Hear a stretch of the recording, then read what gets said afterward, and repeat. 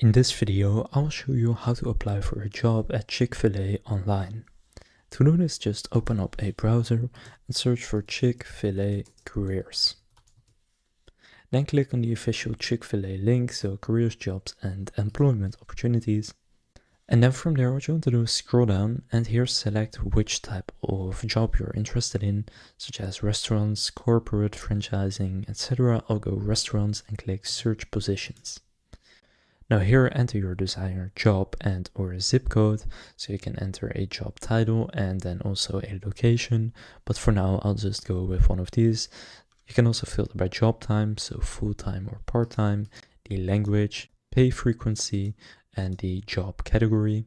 So in job category you have, for example, team member or restaurant manager, delivery driver, etc. Let's say I want to be a delivery driver, then I can select that and then click on apply filters, and then it will only show delivery driver jobs.